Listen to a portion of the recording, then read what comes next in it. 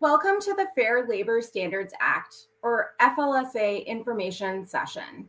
This event is for employees who may change their exemption status from non-exempt to exempt as a result of the Title and Total Compensation, or TTC Project. Closed captioning and American Sign Language will also be offered in the links below. Please check underneath this window for that information. I'm Communications Specialist Anna Vembu-Julian, and I'll be the moderator for today's update. Before we get started, I'd like to welcome employees, their supervisors, and HR professionals from across campus to attending this event. I also would like to take a brief moment and just recognize that changes to FLSA status can feel overwhelming. And that's why our goal of this presentation is to provide you with as much information as possible about how this change from exempt to non-exempt will impact you. So the first part of this presentation is going to be subject matter experts from the Office of Human Resources who will share some presentation slides and we'll go through how this change will impact you. For the second portion of this event, these experts are going to respond to commonly asked employee questions. It's possible that we're not going to be able to answer every single one of your questions. However, we do encourage you to visit the frequently asked questions or FAQs on the FLSA website. And as always, your local human resources professional is always a wonderful resource and may be able to answer more specific individualized questions. And as we know, there's going to be a lot of information that will be shared today, and that's why we are recording this event, which can be viewed on our OHR or Office of Human Resources YouTube channel. The recording will also be posted on the FLSA website. Presentation slides are also available at hr.wisc.edu/FLSA. We encourage you to visit this website to find resources, including the university staff moving from non-exempt to exempt that we're going to reference throughout this presentation. Okay, let's get started. I'd like to introduce our panelists and welcome them on the screen. First, we have Director of Compensation Administration, Megan Owens. And Megan today is going to help us understand what the Fair Labor Standards Act is. And she's also going to review what will change and what's going to stay the same. Office of Human Resources Benefits Manager, Jennifer Westmiller. She's going to help us explain how payroll and benefit changes will impact you. We also have Senior Human Resources Specialist from Workforce Relations, Craig Hubble. Craig is going to discuss how paid leave is going to impact you. And last but not least, we have Jamie Dregney, also from Workforce Relations, and she's going to share how scheduling and work hours impact you.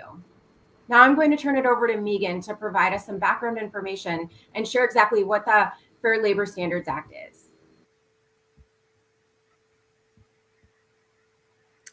Good morning, and thank you, Anna. Today, as Anna mentioned, we're going to walk through a presentation on information regarding an FLSA change from non-exempt to exempt.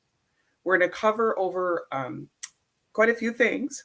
So first, we're going to talk a little bit about what is the Fair Labor Standards Act. So why are we doing all of this? We're going to talk a little bit about what will change and what will stay the same.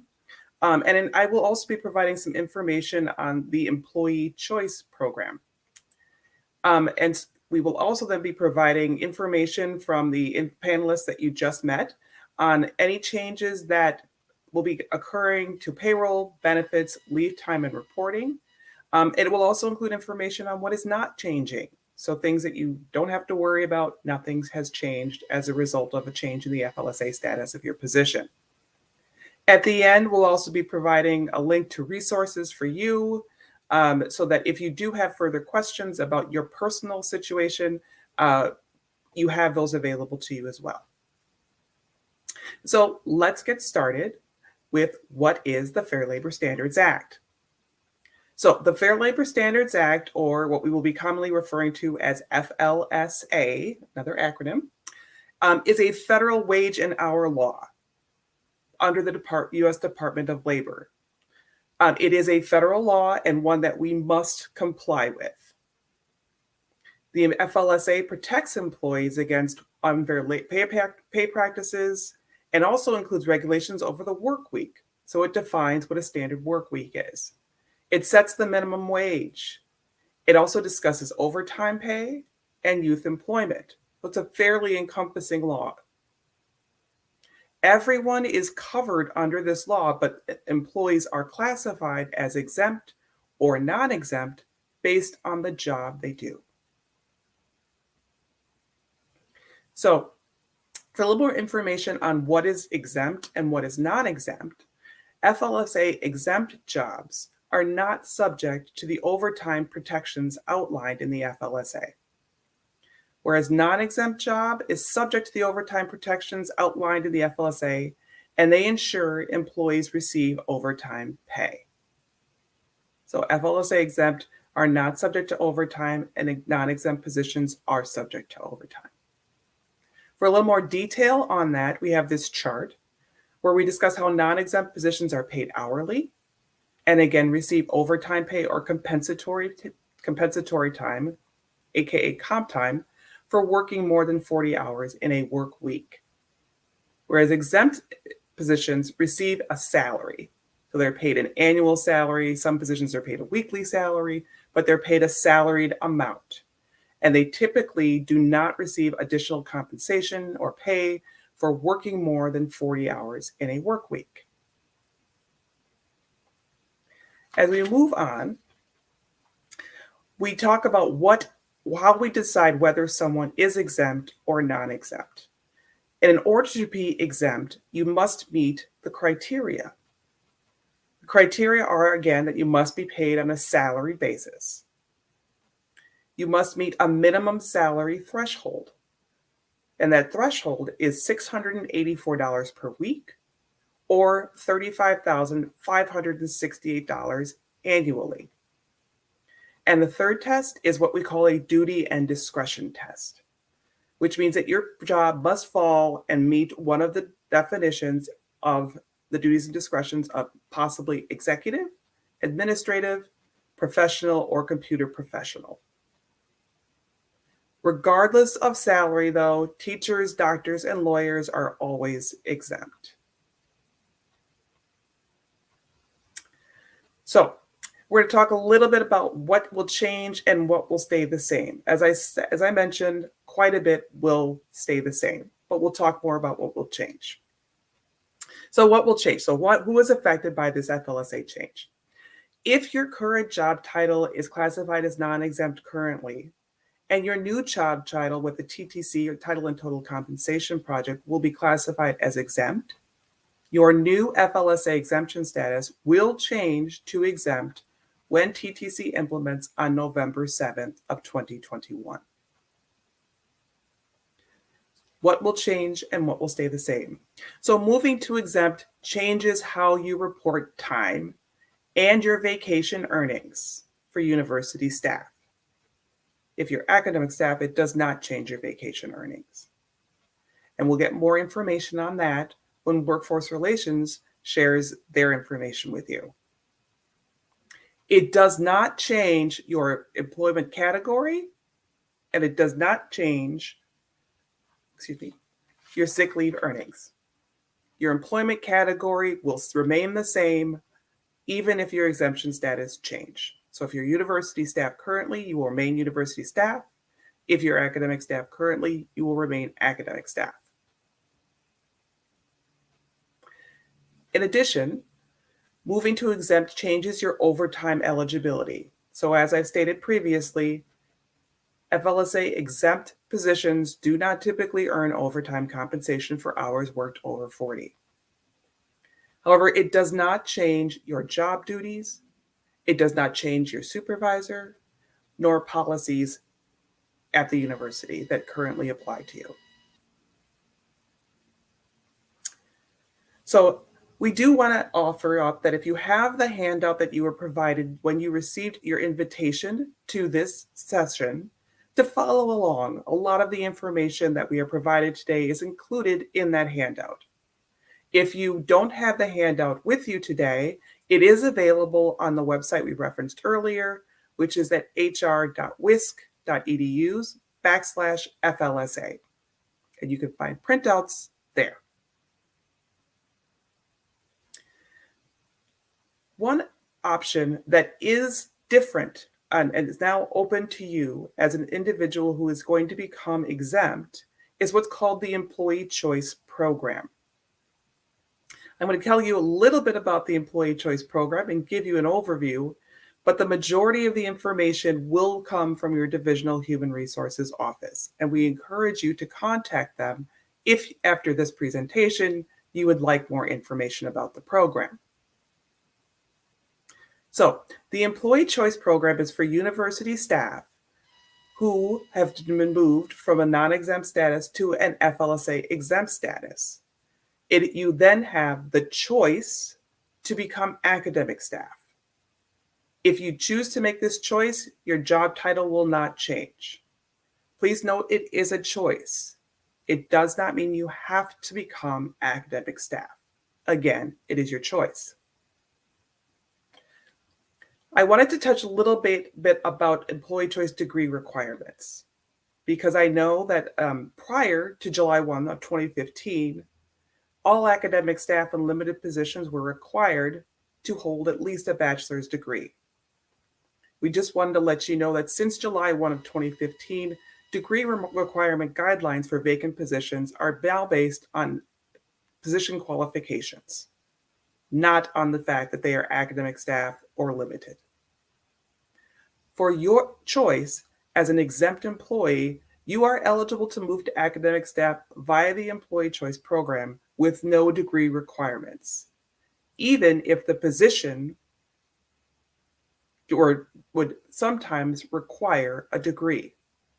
In terms of the program, a degree is not required to use the Employee Choice Program.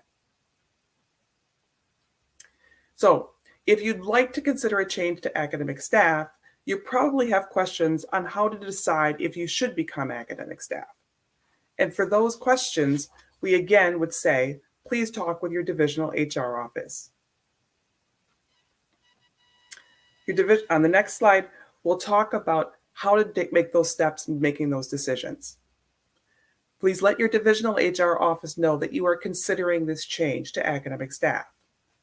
Your divisional HR office will schedule an employee choice counseling meeting with you and go over a number of factors in terms of what will happen should you become academic staff. Your decision to have this meeting can be made at any time. The effective date will coincide with the beginning of a pay period. During your session, your employee choice counseling meeting, your divisional HR person will go over any changes in compensation as a result of the change, any payroll-related changes, benefit-related changes, and any workforce-related changes should you decide to become academic staff. Again, it would be your choice. After weighing all of those factors, you can then decide if this move is right for you. For example, in some cases, an employee who has more years of service than another employee may decide it's not the best move for them. Okay, on our next slide, we are now going to move into our next section, and we would like to, I'd like to bring back Anna to introduce our next team of subject matter experts. Thank you so much, Megan. You know, it's really helpful in your section that you let us know that a lot of these changes are being driven by the FLSA laws, which are determined by the Department of Labor. So really appreciate getting that update, and also just the overview of what's going to change for employees and how they have a lot of agency in determining what's the right choice for them through the Employee Choice Program, and that they can always contact their local HR office to schedule a meeting for that. So really appreciate that. Thank you. We're now going to invite Jennifer Westmiller to explain how a change in FLSA status may impact payroll and benefits. Thank you so much, Jennifer. Welcome. Good morning. Thank you, Anna. So first of all, with payroll, one of the things, and this is regardless of if you're making a change or, if you're deciding to change employment status, we do ask that, on occasion you do review your earning statements. It does say each pay period. Sometimes people do it usually on a, either once a month. However, you do need to check over your benefits, your tax withholdings, and any other general deductions. That way, in the event that there is an issue or an error, we can actually make that change sooner than later. So to double check your earning statement, you will go out to the wisc.edu website to your MyUW tab, log in with your NetID and password, and select the earning statements. You'll want to make sure that, like I said, you're double checking all of your deductions, both your deductions as well as the employer contributions. So using the IRS withholding calculator, and this is actually a good thing regardless of change, again, to double check a few times throughout the year. The link is below on the slide, as well as in your materials and on our website. Use this withholding calculator to, double check your tax withholding throughout the year, and just make sure that you're on track for what, to make sure that you're withholding the correct amount.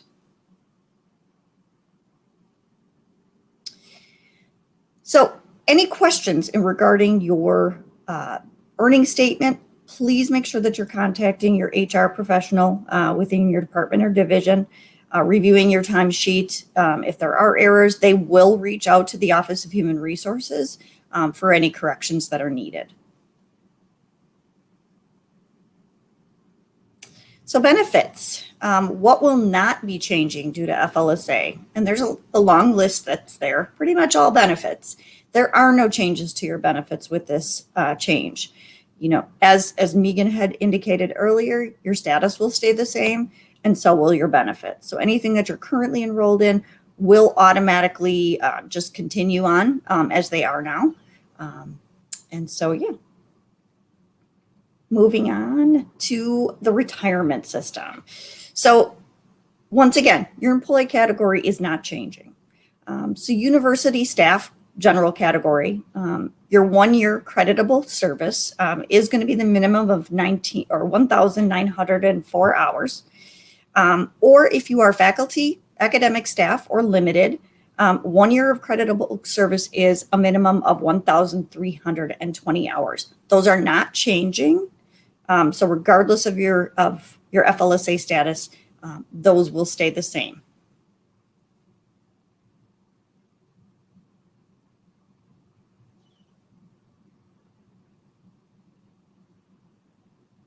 And we are going to actually, I think, turn this over to, Jamie. Jennifer, thank you so much for providing these resources, and also for just reminding employees that they have some actions that they should take, including logging onto their MyUW portal. And just as a reminder, you can find links to the slides that Jennifer shared throughout this presentation on the FLSA website.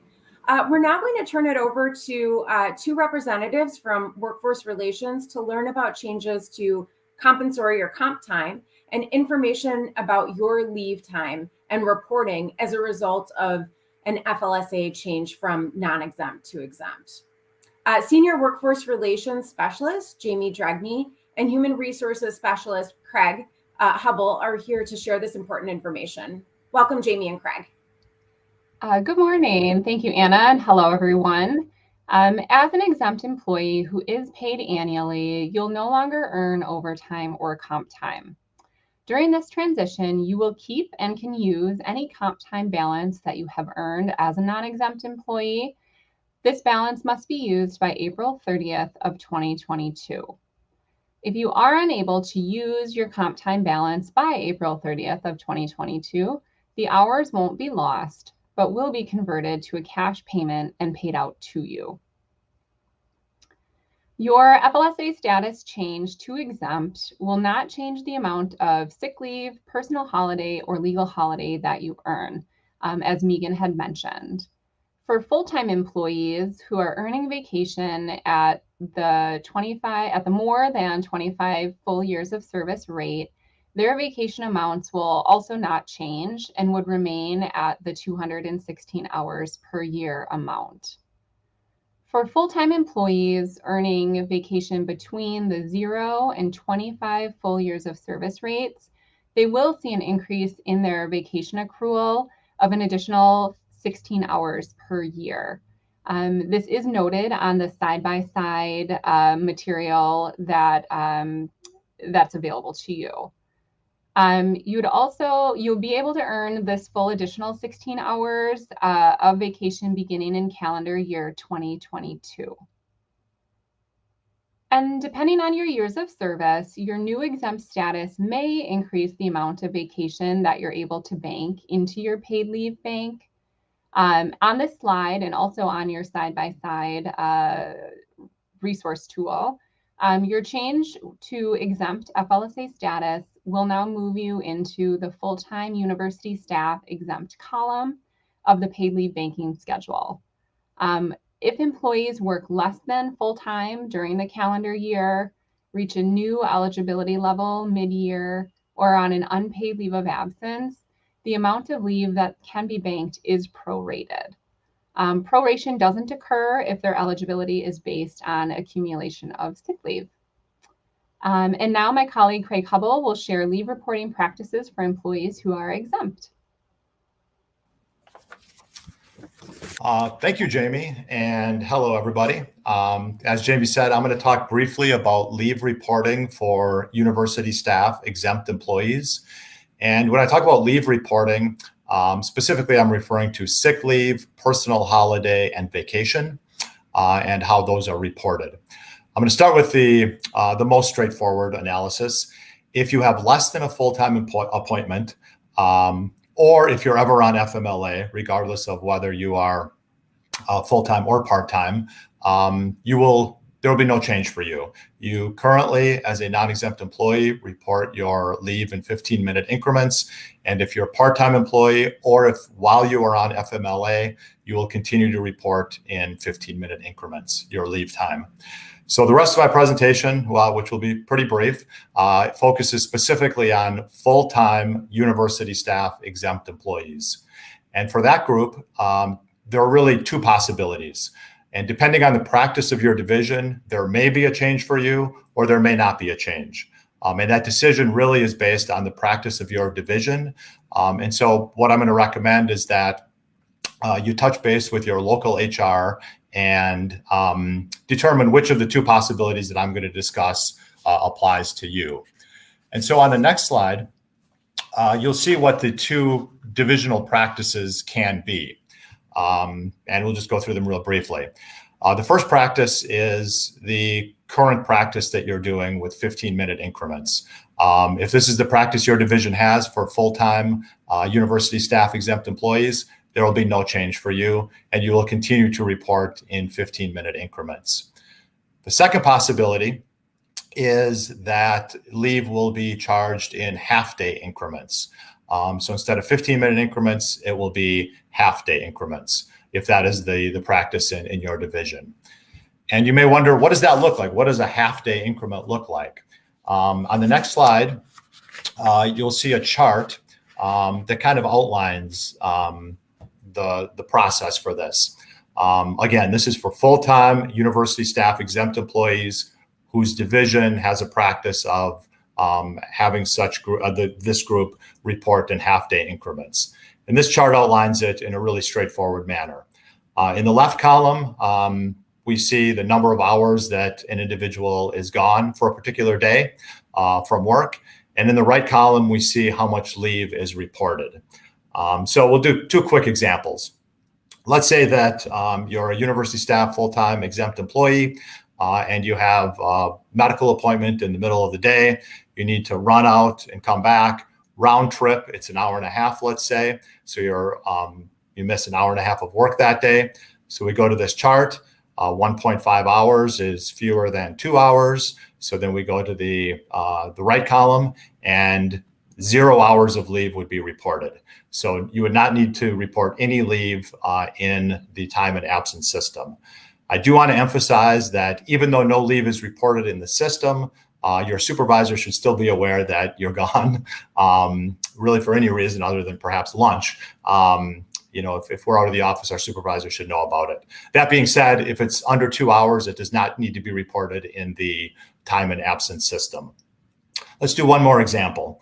Let's say I show up at work one day and I'm a university staff exempt employee, and after an hour and a half, I feel ill and I need to go home.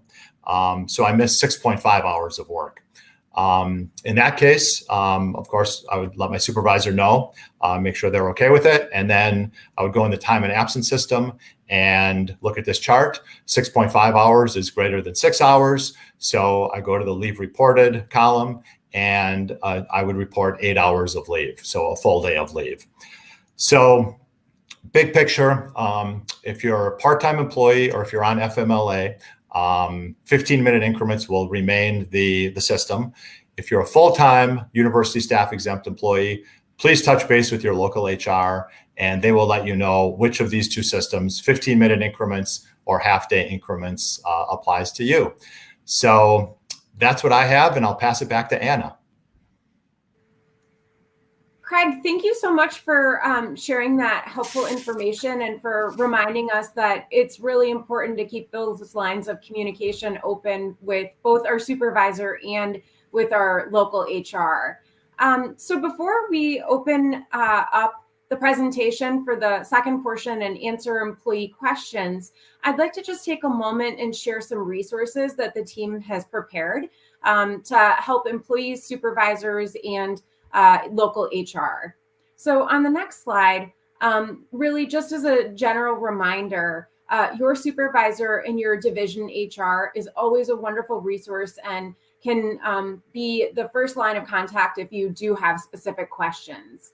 And throughout this presentation, we heard all of our presenters mention all of the resources that are on hr.wisc.edu/FLSA, the side-by-side comparison sheets that Megan and Jamie referenced, which were also sent directly to you and from your local HR that you should have received when you attended the invite for this session.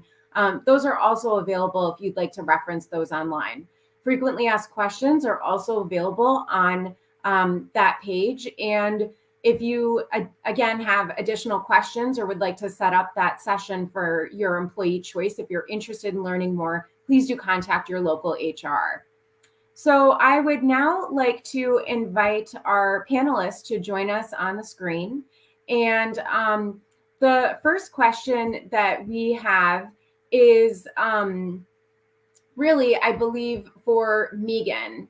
And so Megan, we would like to invite you on. And this question is, how will the university address my loss of income now that I no longer receive overtime pay? Mm-hmm. Good question. Yes, thanks, Anna. So yes, the Office of Human Resources as well as the divisional HR staff are very aware of this concern and have been working and looking at the population of employees that are moving from non-exempt to exempt. The Office of Human Resources has asked, divisions to take a look at this population, also look at the amount of overtime these employees have been working. And we've identified some options that some divisions could employ, not necessarily have to, but could employ to try and address that loss of overtime. So if you do have questions about whether, what the strategies are regarding your overtime payments, please consult with your divisional HR office. Great. Thank you, Megan. And I think we're going to have you stay on screen as I believe this next question is also for you. And so this employee would like to know, what is employee choice? Am I eligible? What are the benefits of employee choice? And I think when they say benefits, they mean kind of like, what's the value add, or why would they want to make that change? Sure. So so the employee choice program, as I mentioned earlier, again, a very personal choice, and not one that I would recommend or not recommend. It really is up to the individual. So if you are currently university staff non-exempt and you are going to become exempt, or if you're just university staff exempt currently, you are eligible for the employee choice program.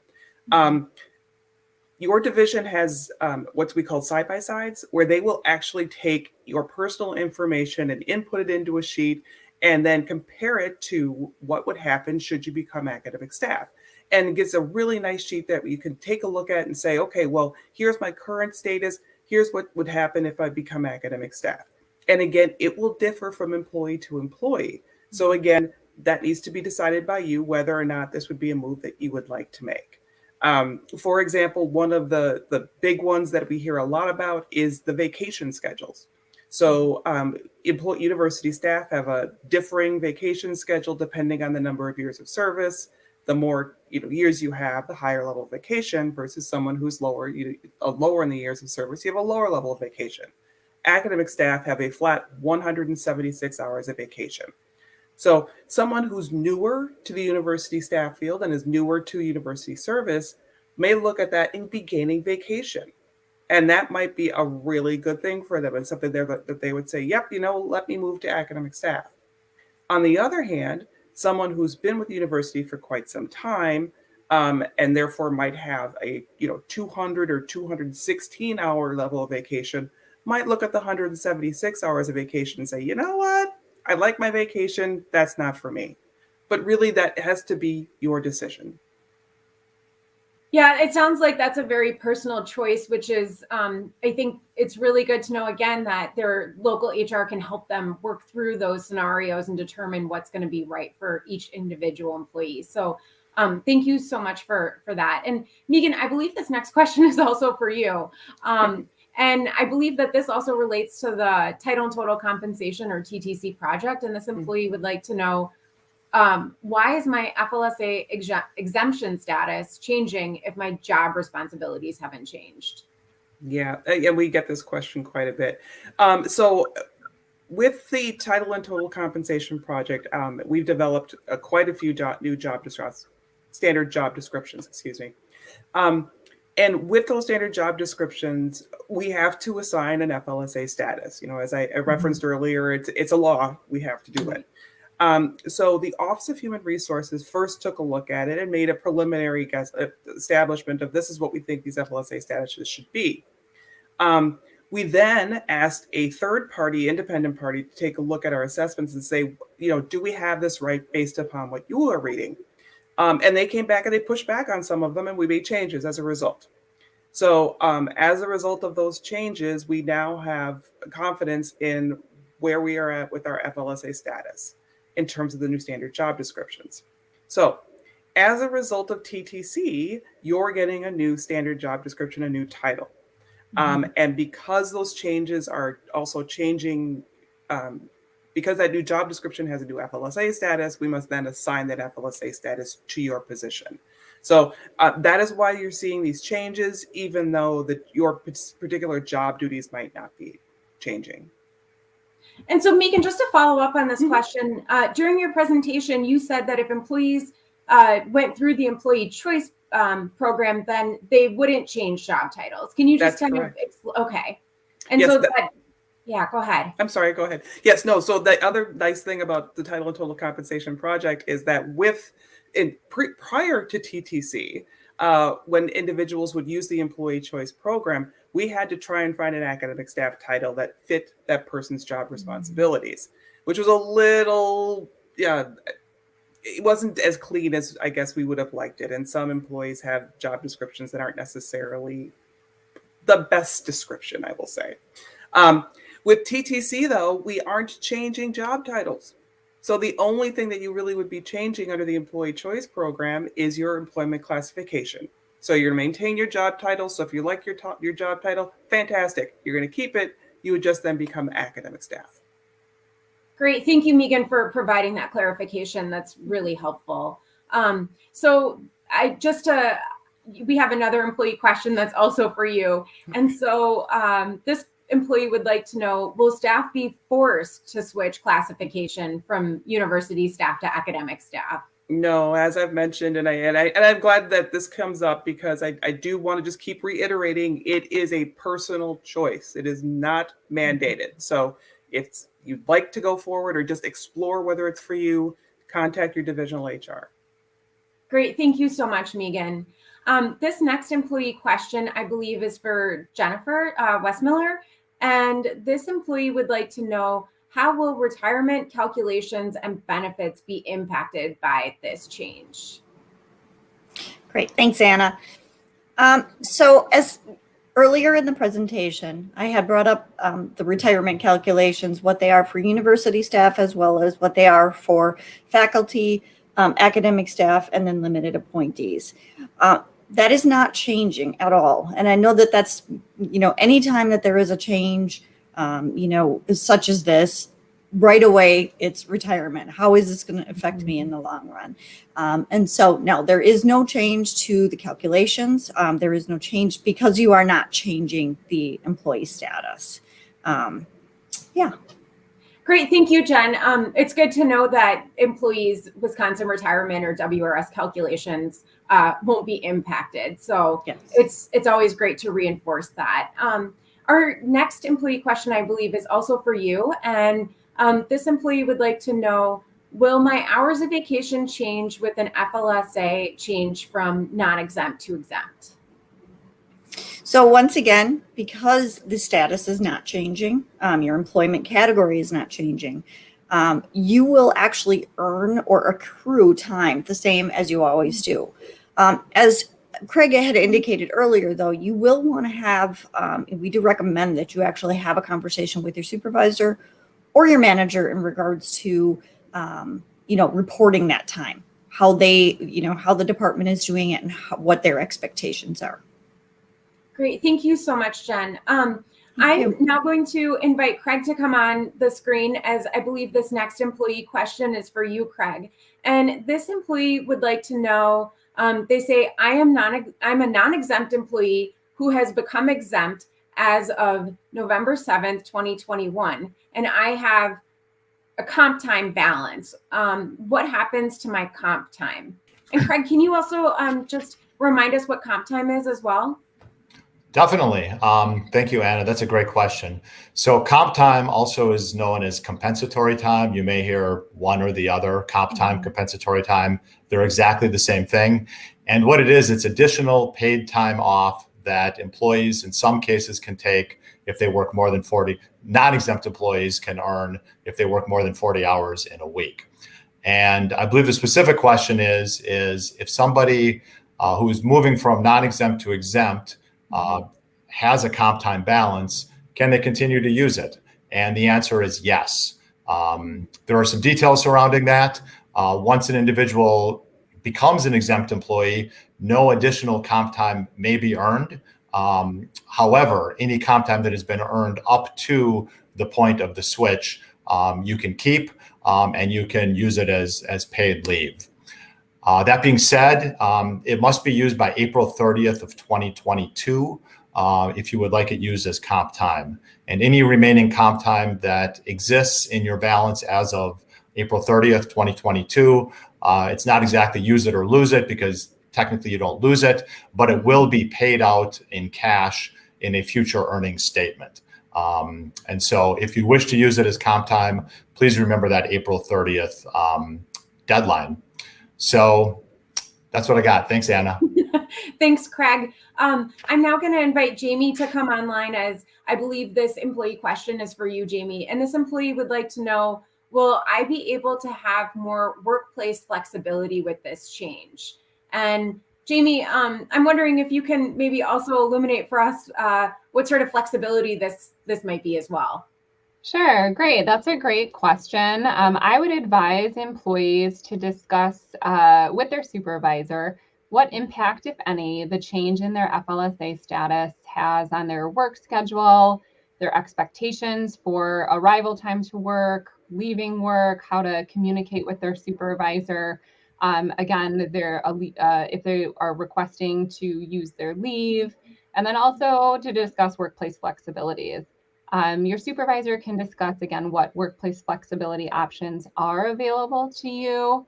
Again, as Craig had discussed in terms of leave time, with exempt employees, they, for absences of 0 up to less than 2 hours, they wouldn't be required to use their leave time, paid leave time. However, you would need to have that approved by your supervisor. So again, I recommend that you would speak with your supervisor if you are wondering, how this change might impact your workplace flexibilities. Great. Thank you, Jamie. That's really helpful. Again, that message of having open communications with your supervisor seems to keep coming up as a general theme throughout this presentation. So it's really good to hear that one more time.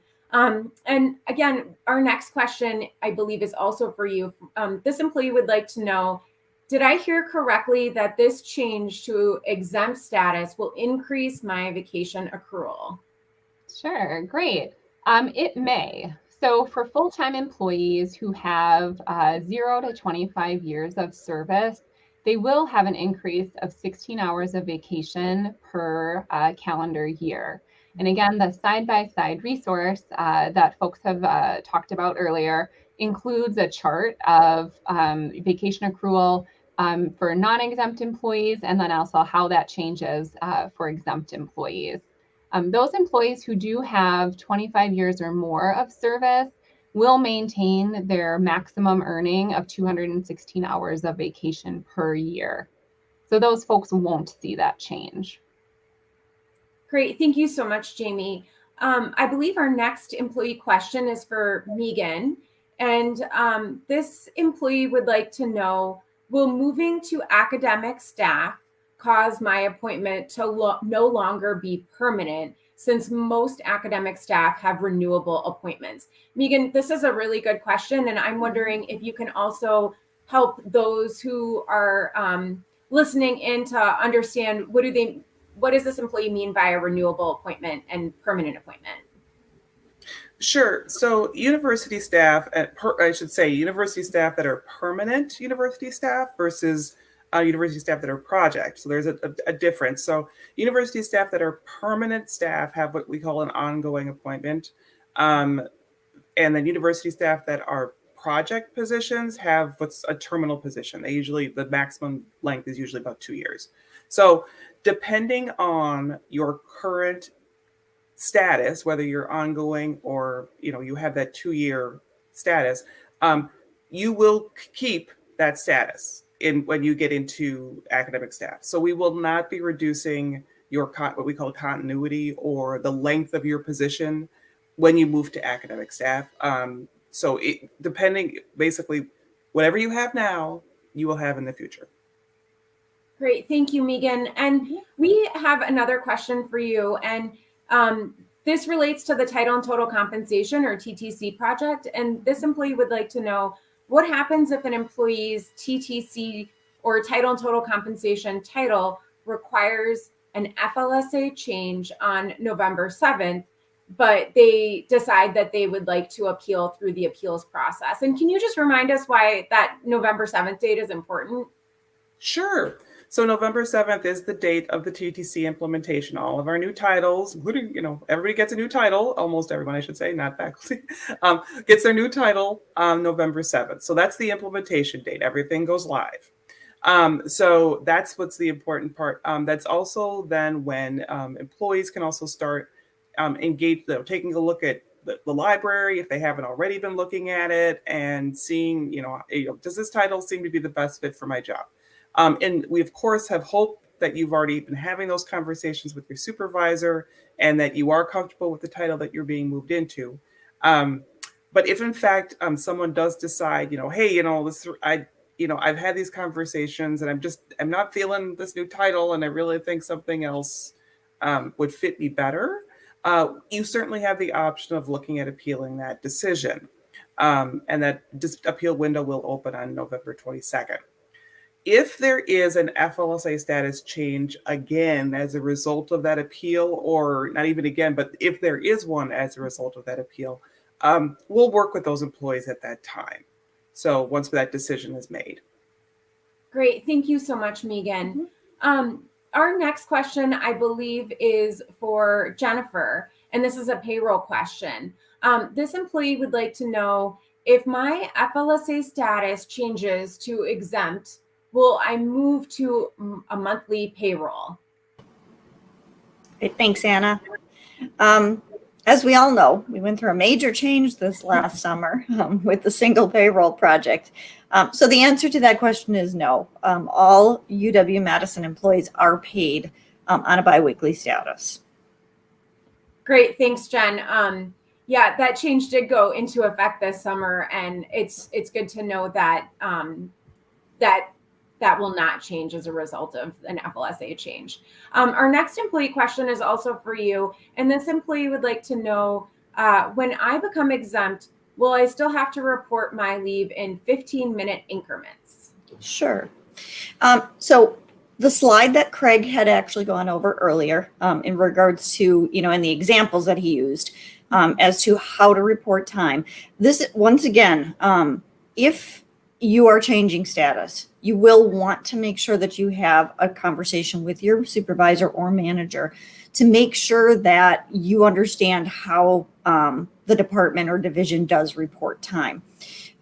So, if you're on FMLA, as he indicated, or a leave of absence, you are still going to be recording time by the 15 minutes or by hourly time frames, as well as if you are less than full-time. So if you are a full-time person, definitely refer to your department and division to make sure you understand how to report time. Great, thanks, Jen. This next employee question, I believe, is also for you. And this employee would like to know, will I still have an hourly rate even though I'm now considered salaried? Okay, great. So even though you are considered salary, if you do review your earnings statement, it will actually show an hourly rate. So actually all of us do have, even though when your supervisor or your manager is discussing compensation with you, they will discuss it on a salary basis. However, there is an hourly amount that is used to calculate that. So you will still see that hourly amount. Great. Thank you so much, Jen. Thank you. Our next question is for Megan. And this is a great question. Megan, this employee would like to know, I keep hearing people say that my FLSA status may change. And if so, that this could happen. Hasn't this already been decided? That's a great question. Mm-hmm. Thanks so much. Yes. So while we believe the vast majority of mapping decisions have been made and they are final, we do know that there are still some discussions that are being had, and that maybe that we might be talking to people right now who are still kind of working things out. So our intent here is to prepare you if, in fact, the decision on November 7th is to have the FLSA status change, but also recognize the fact that there may be some out there that this hasn't been finalized just yet for those discussions that are still being had. Great. So Megan, then you mentioned earlier that November 7th implementation date. Is that the date that this would become final, or could it still be subject to change at that point? It will be final on November 7th of 2021. Again, we talked a little bit earlier about the appeals process, and if someone were to go through the appeals process, obviously we will address any FLSA issues with that. But as of November 7th, that will be our final decision, and we will move forward from there. Great. Thank you so much, Megan. Mm-hmm. So that is our last employee question that we have. And so I really would just like to thank all of our panelists for joining us today. Thank you, Megan and Craig and Jamie and Jennifer for joining us and for sharing your expertise with us today. Again, we know that this was a lot of information that was shared today, and we don't expect every employee to remember every detail, which is why we recorded this session and are making it available as soon as possible. So we do encourage you to visit the FLSA website at hr.wisc.edu/FLSA. As we mentioned throughout this presentation, having open conversations with your supervisor is always helpful. If you have any specific questions that apply to you, contact your local human resources office. And we're all committed to making this transition as smooth as possible. So please, if you have any questions, contact your local HR. Feel free to review the presentation slides that we posted on the FLSA website. And again, please feel free to review this recording and the frequently asked questions on the website. Also, we'd like to give a special thank you to many of my colleagues who've been working behind the scenes to make this possible. Steve Catania, thank you for providing some tech support on the back end of this process. Aaron Stern, also for doing that as well. I'd also like to thank my colleagues in the FLSA work group, including Beth Galhar, Chris Calkins, Tim Delaney. We'd like to give a special thank you to you for providing all of your payroll expertise and information. And I'd also like to thank Tina No, and a special thanks to Kelly Novak for helping put this presentation together. Thank you so much and have a wonderful day.